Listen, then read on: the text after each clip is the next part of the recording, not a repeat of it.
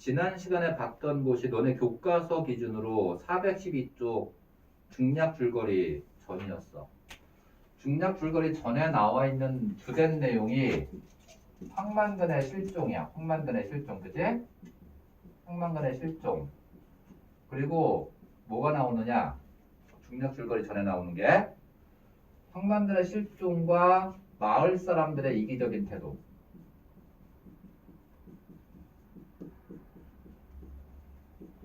이게 앞부분에 나와 있는 대부분의 내용이야. 마을 사람들 이기적인 태도. 황만근이 실종됐다는데 사람들이 관심을 느끼지 않아. 일단 여기서 두 번째는 황만근의 부재를 어디서 느끼느냐? 황만근이 하던 일들을 자기가 하게 되었을 때 느끼는 거야. 예를 들어서 황만근이 마을 노인들을 위해서 이제 그 똥구덩이에 똥을 삭혀서 갖다 줬는데 황만근이 없으니까 자기가 직접 해야 되잖아. 그러니까 거기서 자기가 똥을 풀면서 황만근이 없다는 걸 알아. 그 여신노인 같은 경우도 나오는데 여신노인 같은 경우 황만근이 매일같이 똥을 퍼다 주던 사람이거든. 줬던 할머니인 것 같아. 할아버지인지 할머니 잘 모르겠네. 어쨌든 그 여신노인 같은 경우에는 더 이상 자기네 집에 황만근이 퍼다 주는 똥이 없으니까 황만근의 부재를 느껴. 굉장히 그 아이러니한 거죠 여기서. 그러니까 황만근의 부재를 마을 사람들은 황만근이 없어져서 불편해졌기 때문에 어떤 불편함 여기서 황만근의 부재를 느껴. 이게 이제 앞부분의 내용이야. 앞에 내용은 거기 나와 있어. 중략 줄거리에 보면 거기에 중략 줄거리에 황만근과는 황만근의 사연을 담은 짧은 가사의 노래이다. 이 노래에 따르면 황만근은 이름이 만근산에서 유래했고 어렸을 때 잘 넘어졌으며 혀가 짧아 발음이 불분명하다.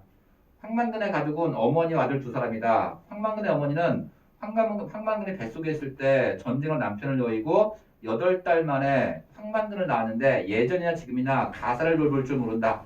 그러니까 황만근의 어머니는 젊었을 때는 시어머니가 모든 일을 다 해줬어. 그리고 나서 황만근이 크니까 그 다음에 누가 다 했지? 황만근이 다 했어.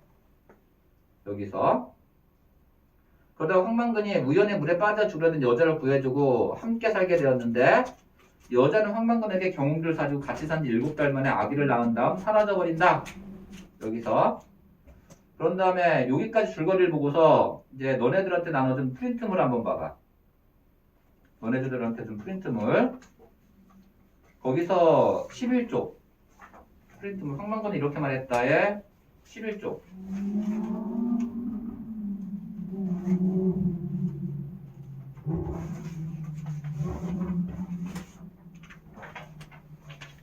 일단은 여기서 황만근이 한 이름의 유래.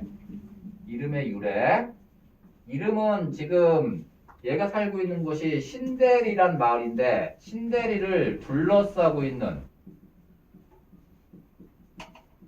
산의 이름이야. 여기서 만근이라는 건 만근산이잖아. 둘러싸고 있는 산의 이름에서 나왔어. 이것도 굉장히 상징적인 거야. 결국은 그 만근산이 마을을 둘러싸고 보살핀 것처럼 그 마을 전체를 누가 보살폈단 말이 되는 거지? 황만근이 보살폈다는 뜻이 되는 거야 여기서. 그지? 거기 페이지 밑에 11쪽이면 제일 끝이냐? 너네를 준 거랑 내가 가지고 있는 거랑 페이지가 다른가 보다. 앞에서부터 차례대로 페이지를 갖다 다시 한번 세보면은 1, 2, 3, 4쪽일 것 같아. 4쪽. 4쪽. 맞나? 이게 왜 페이지가 다를까? 얘 저기밖에 없냐 이거?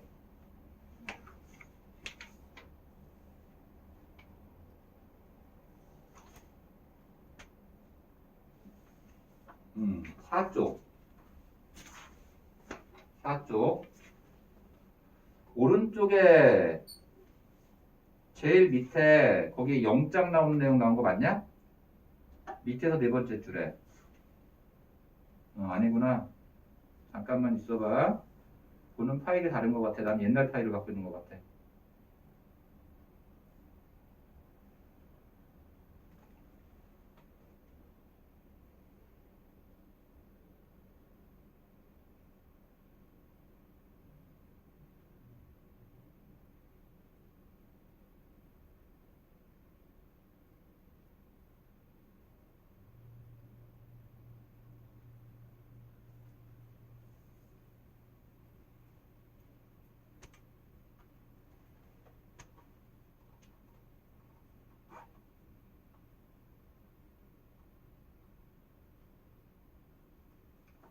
5쪽이다 5쪽.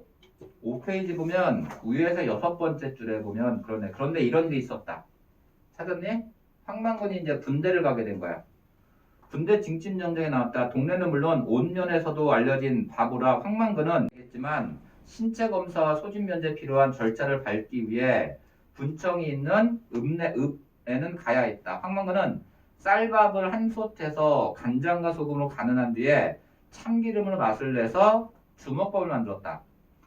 주먹밥 몇 덕이는 보자기에 싸서 허리에 차고 나머지는 상위에 얹어놓고 어머니에게 말했다. 배고프면 이거 먹어라. 내 얼른 갔다 올게.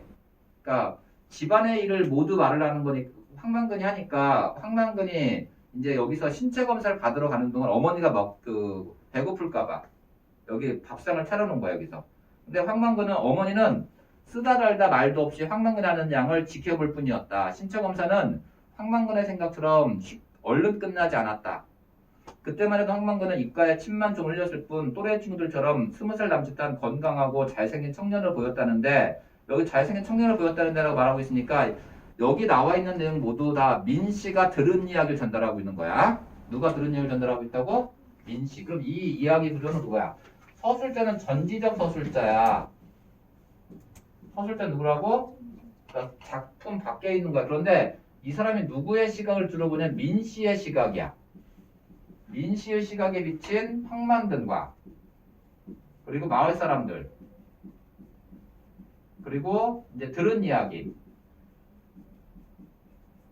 이거를 민씨의 시각에서 누구한테 전달하겠어? 이걸 독자한테 전달하는 거야. 이런 구조를 가지고 있어 이거는 독자한테. 그럼 어떤 효과가 있냐면은 일부러 이렇게 전한 건데 민씨는 이 마을 사람이 아니지. 마을에 들어온 지 한 달도 안 됐어.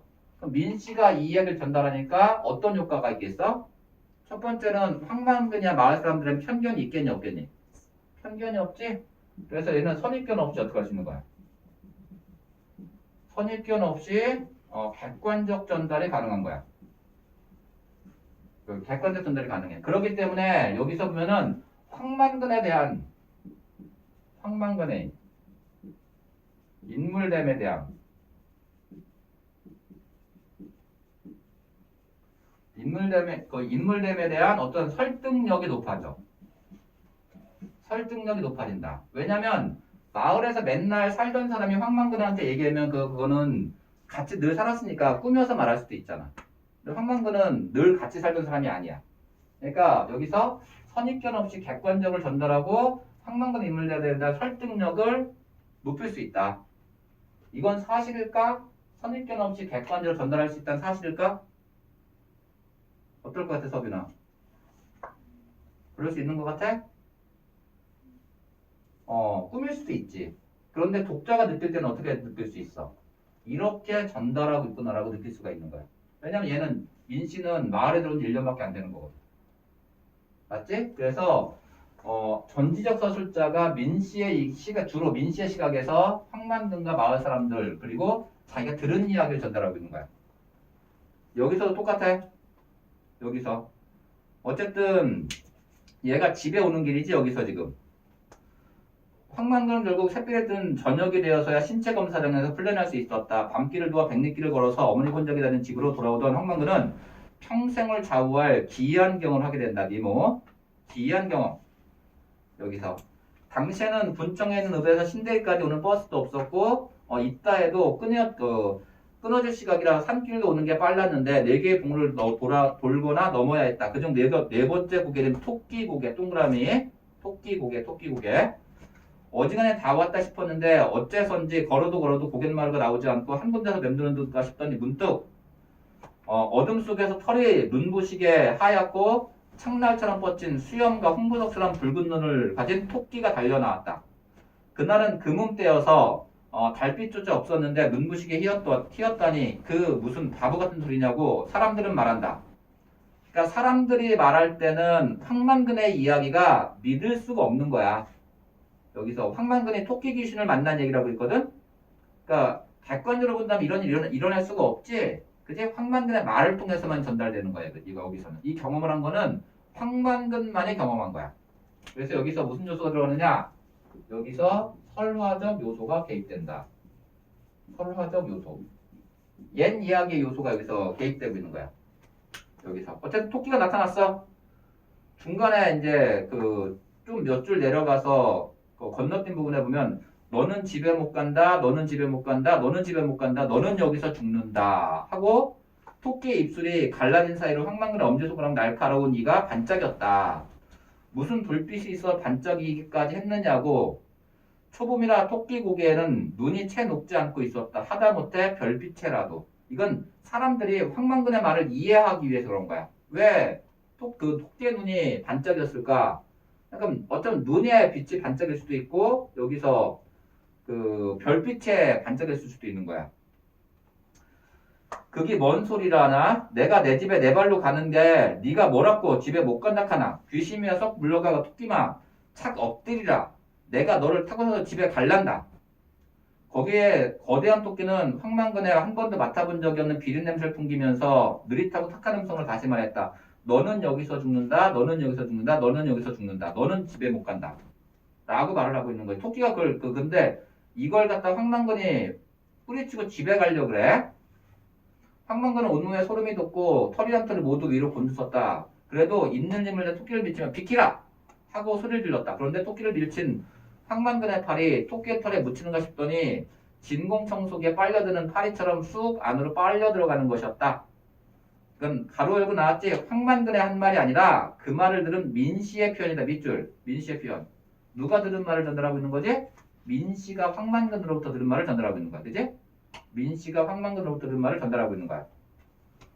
거기서 이제 그 문단을 건너뛰면 그 다음 문단에 보면 그런 상태로 시간이 하염없이 흘렀다. 어느새 동쪽 하늘이 뿌옇게 밝아오기 시작했다. 그러자 토끼는 황망근을 향해 너는 이제 살았다. 너는 이제 살았다. 너는 이제 살았으니 나를 놓아라. 하고 말했다. 황망근은 오기가 나서 택도 소리 말거라. 니를 탕으로 끓이고 어머니하고 나하고 마주 앉아서 먹어 치울 기다. 네 가죽을 비껴서 어머니하고 목도리하고 내 토시를 하고 장갑을 할 기다. 니는 이제 죽었다 짜스가. 하고 소리쳤다. 토끼는 다급하게 물었다. 그럼 어떻게 하면 내 팔을 빼겠느냐? 황망근은 팔을 안 빼는 게 아니라 못 빼고 있는데 토끼가 그렇게 물어보자 할 말이 없었다. 그래서 되는 대로 내 소원을 3가지만 들어주기 전에는 니까이 거는 못 간다. 네 소원이 뭐냐? 우리 어머니가 팥죽 할머니 같이 오래오래 사는 기다. 첫 번째 소원. 두 번째 소원은 여우 같은 마누라가 생기는 거다. 밑줄. 세 번째는 떡두꺼비 같은 아들이다. 라고 소원을 빌어. 세 번째로. 그러니까 이 일이 이루어져. 이 일이 그 어디서 이루어지냐면은 6쪽에 보면 6쪽에 보면은 왼쪽에 밑에서 한 7번째 줄에 보면 그래. 송편을 3번 빚을 만큼의 시간, 곧 새해가 흐른 뒤에 토끼의 말대로 어떤 처녀가 그의 집으로 들어왔을 때 동네 사람들이 황망근을 보는 눈이 달라졌다. 그 처녀는 이웃분 내에서 농기계 생활하는 사람의 수양딸이었는데 어떤 연유로 자살을 하러 물에 들어갔다.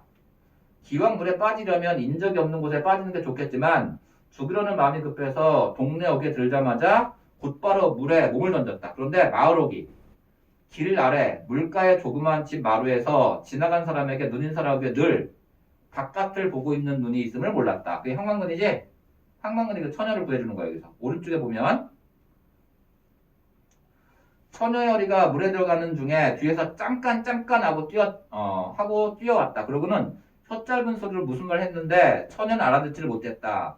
처녀를 건너는데 황망군은 빨개둥이 멘트로 물에서 모욕하면 우엄하고 하고미기 잡아요 하고 중얼거림을 수십 번 되풀이했다. 요지인즉 어린아이처럼 저수지에 먹을 가보면 목숨을 버릴지도 모르고 더불어 옷을 버릴 수도 있다는 것이었다. 황망군의 집에 끌려온 처녀는 황망군의 어머니가 내준 옷으로 갈아입고 황망군의 어머니와 함께 뜬 눈으로 밤을 지새했다. 그리고 무슨 마음을 먹었는지 황망군의 집에 그대로 머물게 되었다. 어쩌면 그 무렵이 황망군의 인생에서 가장 빛나는 때였는지도 모른다. 황망군에게 유일하게 행복했던 때. 그 여자가 옆에 있을 때. 처녀는 농기계상의 딸답게 아니 황망군을 하여금 동네 최고의 경운기라는 농기계를 동네에 들어오게 함으로써 농기계상의 딸이라는 말이 돌게 되었는지도 모르지만 황망군에게 경운기를 보는 법을 가르쳤다. 그 덕분에 황망군은 더 이상 길가에 넘어지지 않아도 되었다. 여기서 황만건은 7달 만에 경기조정법 간단한 수리 구조에 대해 배웠고 경운기에 대해선 동네 누구보다도 많이 아는 사람이 되었다. 하긴 그 7달 동안 동네에서 경운기를 가진 사람은 황만근밖에 없었으니 당연한 결과이기도 하다. 경운기 덕분에 황만근은 사람 대접을 받기 시작했다. 자, 그러면은 여기서 그 7달 만에 아들을 낳아. 7달 만에. 몇 달 만에? 7달 만에. 그럼 이 아이는 황만근의 아이인지 처녀가 그전부터 임신했던 것인지 알 수는 없지? 황만근은 자기 아들로 기르는 거야 여기서. 그지? 자기 아들로 길러. 어떤 설화적 요소, 토끼 이야기. 이거 토끼 이야기가 들어갈 수밖에 없는 이유가 있어. 서빈아. 왜냐면 황만근은 마을 사람들 누구한테 다 바보로 인식돼 있지. 맞지? 황만근은 그럼 결혼할 수 있을까?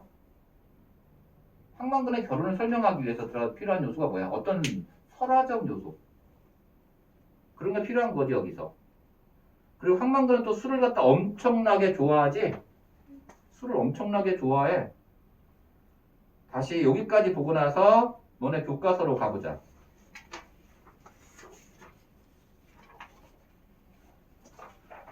교과서로 가보자. 거기 중략줄거리, 중간줄거리의 아랫부분에 황만근의 어머니와 아들 조소는 입맛이 까다로워 비빔 반찬이 없으면 먹지를 않는가 하면 비빔 반찬이 있으면 밥상머리에서 돌아앉았다. 한 끼에 2번 상을 차리는 일이 예사였다. 어머니 한 상, 아들 한 상이었고 본인의 상은 없이 먹었다. 황만근은 하루 일이 끝나면 반드시 고기를 매달고 집으로 돌아왔다. 일을 하는 동안 논 주변에서 잡은 붕어나 메기, 미꾸라지 혹은 메뚜기 방앗개비라도 집에 꿰어 들어왔다. 동네에서는 이따금 잡는 소나 돼지, 개, 닭, 오리, 토끼 같은 가축 모두 숨을 끊는 것에는 내장을 손질하고 뼈에서 살을 발라낸 포정의 업에는 황만근이 반드시 필요했다. 스스로의 필요에 의해 오랫동안 자주 하다 보니까 어느새 전문가가 된 것이었다. 밑줄 전문가. 밑줄. 결국은 서빈아, 황만근은 모든 일의 전문가가 된 거야. 근데 그 모든 일의 종류가 뭐냐면은 사람들이 싫어하는 일, 꺼리는 일들의 전문가야. 물론 음식은 굉장히 잘했지. 누굴 갖다가 먹이기 위해서, 아들과 어머니를 먹이기 위해서 꺼리는 일의 전문가가 됐어. 황만근은. 그럼 여기서 이제 이거를 볼 수 있는지까지 모르겠는데 이 황만근 같은 사람이 주인공인 소설이 몇 개가 있어. 어떤 사람이? 황만근 같은 사람이 주인공인 소설. 내가 볼 때는 너네 기말고사에 봄봄이 나올 것 같아. 그럴 것 같지 않니? 얘랑 엮으면 되지 않겠니? 그지? 봄봄에서의 거기 보면 봄봄에서의 나. 얘도 황만근하고 똑같은 캐릭터야. 차이점은 있어. 뭐냐면은 황만근은 배우지 않았을 뿐이지 얘는 몸으로 체득한 지혜를 갖고 있는 사람이야. 그러니까 나는 끝까지 바보야. 그 차이점이야. 둘 다 해학적인 건 똑같고. 그리고 박지원의 소설 중에서 방문자전이라는 게 있어. 방문자전. 이건 주인공은 거지야. 거지가 그 당시 양반보다 훨씬 더 지혜로운 이야기를 다루고 있는 게 이제 방문자전이라는 소설이야. 여기서 얘도 주인공이 누구라고? 조선시대 거지야. 거지. 이런 사람의 주인공인 소설이 있어. 황만근은 어떤 일의 전문가라고? 사람들이 꺼리는 일. 그리고 경운기에 대해서도 전문가지. 경운기에 대해서도. 그런데 그런 일을 해주고 얻어온 고기를 뜨고 굽고 찌고 데치고 삶고 끓이는데도 이글이 났다. 어쩌다 그가 만든 음식에 숟가락을 대본 사람 이구동성을 감탄하게 마련이었다. 그러고 나서는 남녀노소를 막론하고 희한할세 바보가 기대하지 않았던 결과지. 희한할세 바보가란 얘기는 황만근 요리에 대한 평가를 압축적으로 드러내고 있는 거야. 그만큼 음식이 어떻다는 얘기야. 맛있다는 뜻이야. 하는 말을 덧붙이는 것을 잊지 않았다. 그는 만들어져 있는 조미를 몰랐지만 재료가 가지고 있는 맛을 흠뻑 우러내어 조화시킬 줄 알았다. 자연 그대로의 맛을 만들 수 있는 거지. 황망근은 또한 책에 나온 예는 몰라도 여기 예절이야 예절. 염습과 산역같이 남이 거리는 일에는 누구도 앞장을 섰고 동네 사람들도 서슴없이 그에게 그런 일을 맡겼다. 똥구덩이를 파고 우리를 짚고 벽돌을 찢는 일, 그런 일 또한 황망의 동네 사람 누구보다도 많이 했다. 마을길 풀깎기, 도랑 청소, 공동우물 청소, 용왕제 쓸 돼지를 산채로 묶어다가 내다가 싫다고 요동지라는 돼지에게 떼껴 눕히는 세계적으로 유래가 드문 일에는 그가 최고의 전문가였다. 밑줄. 최고의 전문가. 황망도는 결국은 어떤 일의 전문가지? 여기서 마을 사람들이 뭐 하는 일? 사람들이 꺼리는 일. 여기에 전문가. 이건 전문가야. 그치? 이게 전문가라는 얘기는 황망도는 어떤 존재가 되는 거지? 이 마을을 위한 누구와 같은 존재가 만근산과 같은 존재야. 만근산과 같은 존재. 만근산은 이 산은 마을을 감싸고 있어. 그것처럼 마을에서 자기 헌신을 통해서 모든 일을 다 한 거야. 하나도 거기서 꾀를 부리거나 그런 일이 없어. 여기서. 그러면서도 바보 소리 들어. 동네 일 남의 일 굳은 일은 언제나 그가 있었다. 그런 일은 대가가 없거나 반값이거나 죄값이면 공치사가 따랐다. 반근아. 반근이라는 거는 여기서 황만근을 갖다 놀리는 말이지. 언어유희야. 너는 우리 동네 아이가 어디 인정 없는 대처 읍내 같은 데 갔으나 진작에 굶어 죽어도 죽었다. 암만 바보라도 고마워야 할 줄 아는 사람이야. 고마워할 줄 알아야 사람이다. 아나 어른이나 너한테 다 고마운 사람이께 찡그리지 말고 인사 잘하고 다니라. 아냐?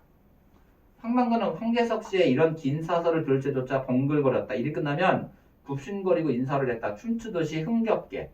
얘는 천진난만도 말할 수 있지만 얘는 천진난만이라는 건 그거지. 세상 물정을 모르고 세상 물정을 몰라. 그래서 고민이 없는 사람이야. 천진난만이. 그지? 이렇게 말할 수도 있고 어떻게 보면 얘는 굉장히 긍정적 가치관을 가지고 있어. 긍정적 가치관을 가지고 있어 얘는. 황만근은. 그의 집에는 그가 수십 년 동안 만든 연장이 그가 아니면 이해할 수 없는 순서로 잘 정리되어 있었다. 그 연장들 역시 그의 집이나 어머니나 아들과 마찬가지로 그가 매일 돌보는 덕분에 윤기가 흘렀다. 그의 집에는 모든 것이 일목요연하였다. 이건 몇 줄 좀 건너뛸게. 그러니까 여기서 중략전에 나와 있는 거는 이거지, 이거. 중략전에 나와 있는 내용은 요거야. 그지? 요거. 서영아, 중략전은 요 내용이야. 그럼 지금까지 있는 건 뭐가 나왔어? 지금까지 나온 거는 황만근의 인물됨 또는 그의 행적이 나타나 있는 거죠. 여기서 인물됨과 행적이 나타나 있어. 가장 큰 문제는 뭐야? 술. 그치? 술이야. 술.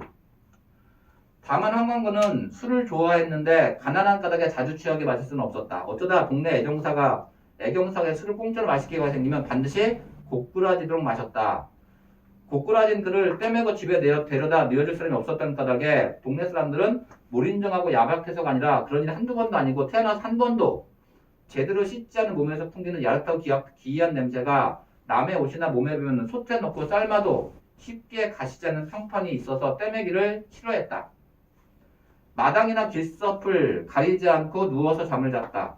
겨울에 애경사가 생기면 길에서 얼어 죽을지 몰라 아예 그를 부르지도 않았다. 그렇지만 그는 어떻게 하는지 몰라도 어김없이 그런 데에 나타났다. 그래서 술을 마시게 된 거지. 여기서 술을 얘는 엄청나게 좋아해. 몇 줄 내려가서 보면 민씨는 어느 겨울날 신대일에 환갑잔치 갔다가 얻어맞은 낮술에 취해 일찍 집에 들어왔다. 잠깐 잠이 들었다. 소영이 그 다음에 네가 읽어봐. 잠깐 잠이 들었다 깨니 거기서부터.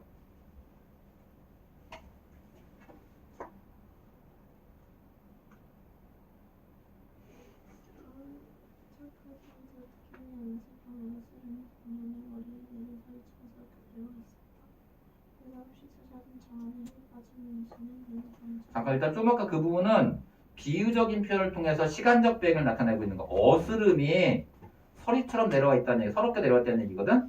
비유를 통해서 시간적 배경을 드러내고 있는 거야. 직유법이야, 그지? 몸은 서리처럼이니까.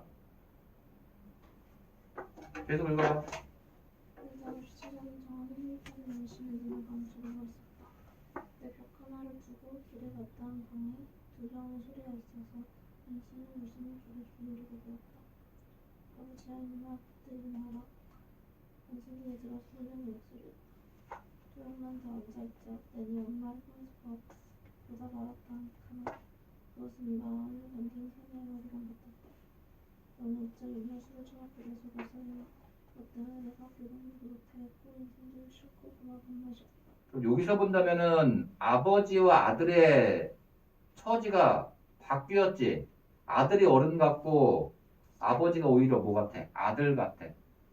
그러면서도 엄마에 대한 생각. 엄마랑 같이 그래 황만근 입장에서는 행복했던 일이겠지. 계속 읽어봐. 아이고 우리 아들 어디 있는데 잘못했다 한 번만 봐주라. 네가 자꾸 이렇게 비겁하게 나오기 때문에 동네 아들도 너를 무시하는 거 아닐까. 제발 체면 좀 지키라. 시험만 어리니까 내가 창피해 죽겠다. 체면이 뭐가 문제라. 사람이 지 손으로 일하고 지 손으로 농사 지어서 지 입에 밥 들어가마 그만이지. 안 쳐다볼 끼가 있나.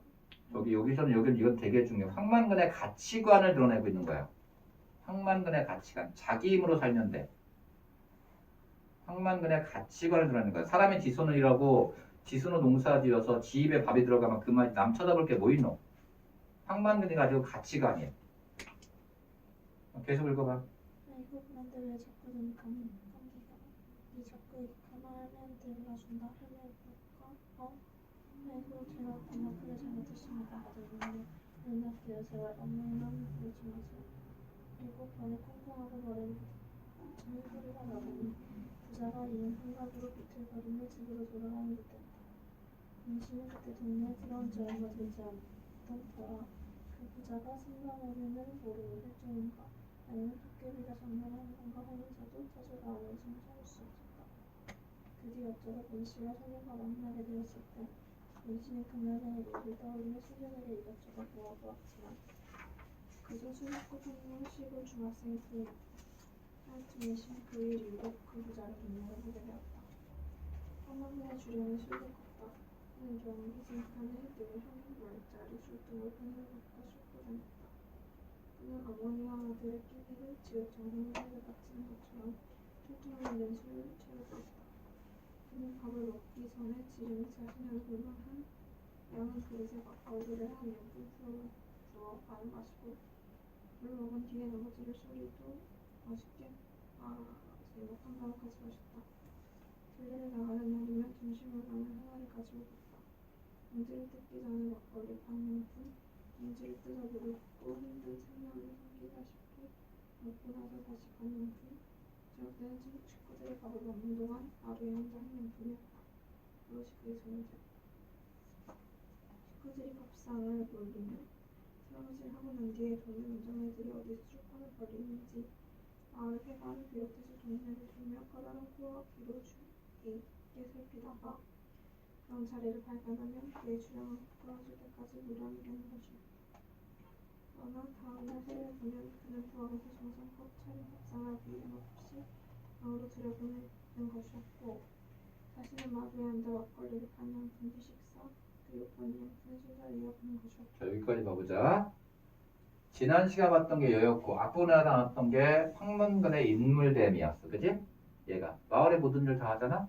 그럼 여기 지금 서영이가 읽은 부분은 뭐라고 정리하면 되는 거지? 그렇지. 황만근의 뭘? 황만근의 술이야, 술. 여기서 술이 굉장히 중요한 역할을 하지? 어떤 역할을 하지, 술이? 얘가 이제 황만근의 어떤 죽음의 원인이 되기도 하지, 여기서. 죽음의 원인이 되기도 해, 여기서. 술을 그만큼 좋아했다는 거야. 술을. 그러다가 이제 사건이 벌어지는 거야. 그러다가 사건이 벌어진다. 근데 황만근은 거기에 간 이유가 농민총궐기대회가 열린다는 게 나왔잖아, 여기서. 농민총궐기대회. 거기 간 이유도 술 때문에 간 거야, 얘가. 부채탕감, 농민총궐기대회. 부채탕감, 농민총궐기대회.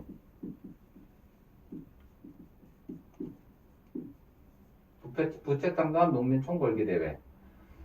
그러니까 부채가 너무 많아서 갚을 수가 없으니까 얘를 갖다가 감해달라는 거지. 근데 지금 생각하면은 이거는 말이 안 되는 거지. 소빈아 왜 말이 안 되겠어? 빌린 사람들은 누구야? 농민들이지. 자기네가 썼지. 그걸 갖다 어떻게 달라는 얘기야? 탕감해 달라는 얘기지. 말이 안 되지. 자기네가 썼는데 왜 탕감해 달라 그래? 서영아 맞지? 근데 그게 아니야. 그게 아니다. 지난 시간에 그런 얘기를 했어. 지난 시간에 무슨 얘기를 했었냐면은 산업화. 우리가 수출을 하기 위해서 필요한 게 뭐였지?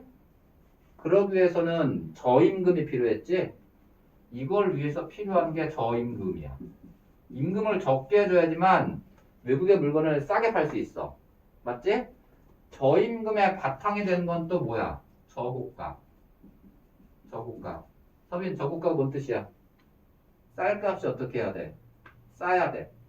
도시 노동자들이 저임금을 부려먹기 위해서는 쌀값이 싸야 돼. 저고가 정책이 있어야 돼. 그럼 저고가 정책은 누가 희생을 당하는 거지? 농민들이 희생이 돼야 되는 거야. 쌀값을 적게 한 만큼 보상을 해줘야 될 거냐, 국가에서. 그런데 이 보상을 안 해줘. 뭐로 해주냐? 이걸 갖다가 대출로 해줘.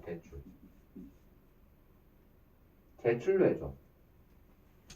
그럼 농민들이 여기서 부채를 질 수밖에 없는 이유는 이러한 당시에 구조로부터 비롯되는 거야, 여기서.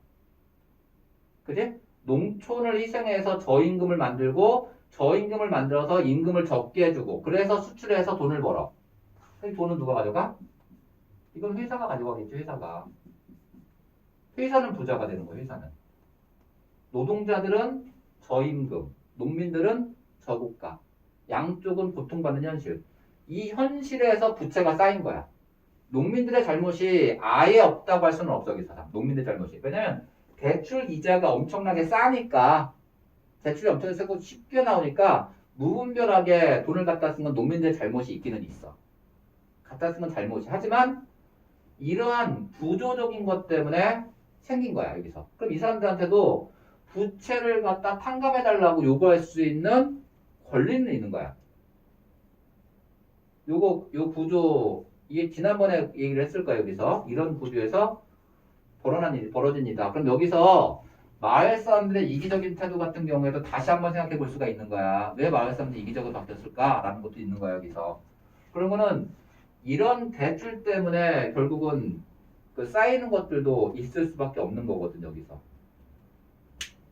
여기까지 이해된 이런 구조적인 문제 때문에 있는 거야, 여기서. 그러니까 탕감해달라는 거지. 문제는 사실은 황만근은 이거랑 관계가 없어요. 왜냐면 황만근은 부채가 없어. 걸기를 하겠다고 회의를 하는데 황만근이 여기에 온 이유는 뭐 때문이다? 오로지 술. 굉장히 단순해.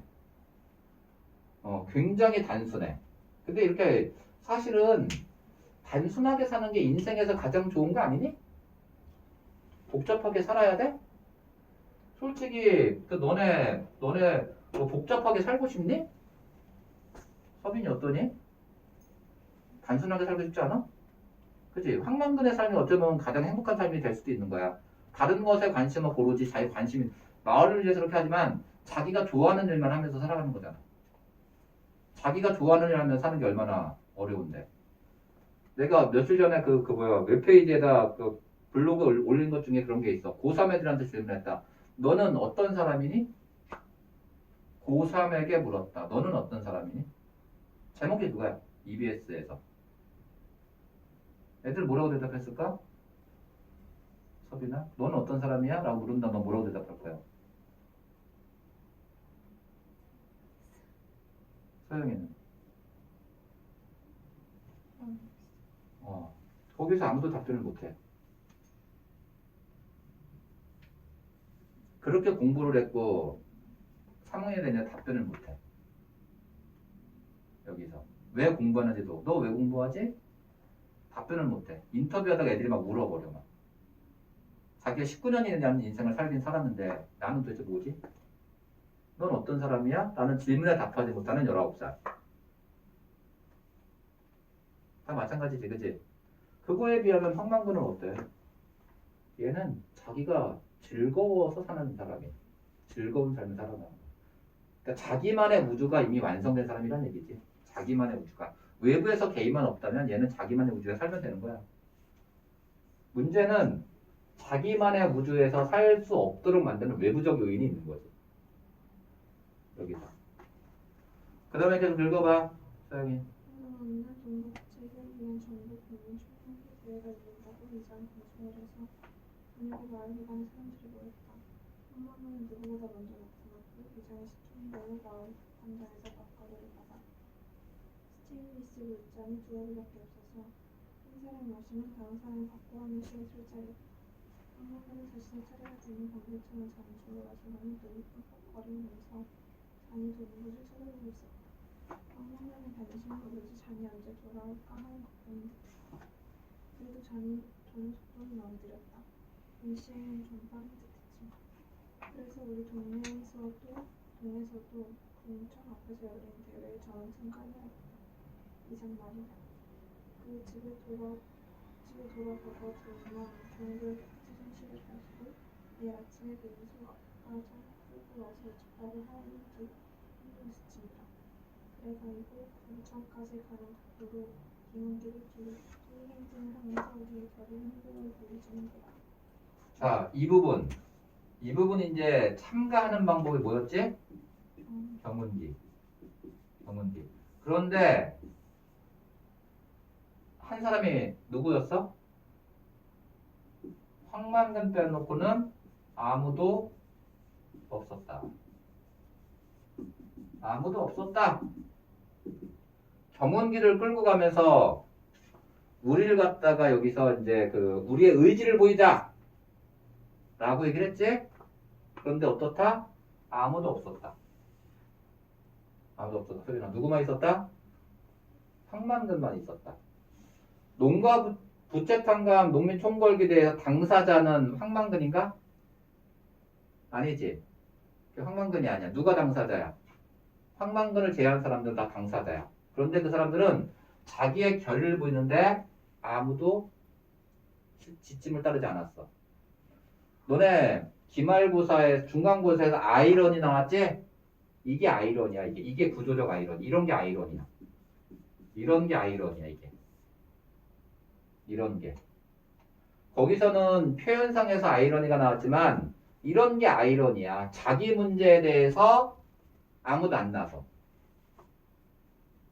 그지? 실제로 이것과 유사한 게 예전에 있었는데 이화여대에서. 이화여대는 굉장히 좋은 학교지. 예전에는 지금과 달리 등록금이 굉장히 비쌌어. 등록금이 1년에 막 5%, 10% 올라가서 몇십만 원씩 올라갔어. 몇 해 동안 계속해서. 서리나. 그래서 학생들이 등록금을 대다 못해서 이화여대 총학생회가 있어. 학생들 대표야. 이화 총학생회. 얘네가 이화여대 앞에서 단식 농성을 했어. 단식 농성. 등록금을 동결하라. 여기서. 등록금 올라서 너무 올라서 못 살겠다. 이화여대는 우리나라에서 등록금 서열 3위인가 들어갈 거야 아마. 1위 얻을 것 같아. 어? 연세대 1위는 아닐 거야 근데. 1위는 저길 거야. 내가 알고 있기는 저기 뭐 천안에 있는 백석대라고 있어. 백석. 그게 1위야. 그리고 연세대가 2위고 이화여대가 3위 정도 돼. 등록금이 매우 비싼 학교지. 그러면 단식 농성하면서 이 사람들이 이제 그 등록금을 갖다가 그 동결하라 또는 등록금을 깎아줘라라고 시위를 했어. 이때 이게 엄청난 사회적 이슈가 됐었거든. 그러면은 총학생회들이 단식하면은 거기에 이제 지나가는 여학생들이 있어. 같은 학교 애들이 그 앞을 지나갈 거 아니야. 걔네가 얘네한테 뭘 했는지 아니? 단식하는 사람들한테 언니 힘내세요. 언니 힘내세요. 등록금을 내리게 해주세요. 뭔 말이 어떤 문제인지 모르겠지? 그치 서영아? 거기서 지나간 여학생들은 자기 문제가 아닐까? 자기 문제. 근데 누가 해주길 바라는 거야? 그지? 자기 문제가. 언니 힘내세요. 언니가 해주세요. 자기 문제인데. 여기서도 이게 아이러니, 이게 구조적 아이러니야. 이게 아이러니의 본질이야, 지금 여기서. 아무도 안 갔다.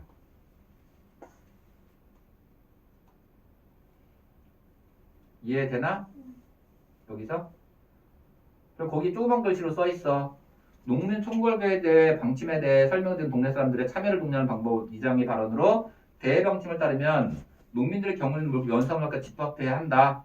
많은 경우가 군청에 국토행정하면서 단체행동을 하자는 것이었으나 결과적으로 경운기를 몰고 나간 사람 누구밖에 없었다? 황만근이었다. 밖에 없어. 이게 이 소설이 가지고 있는 어떻게 본다면은 구조적 모순을 보여주고 있는 장면이야. 이 내용이 뒤에 내용과 연결해서 이런 게 본질적인 아이러니야.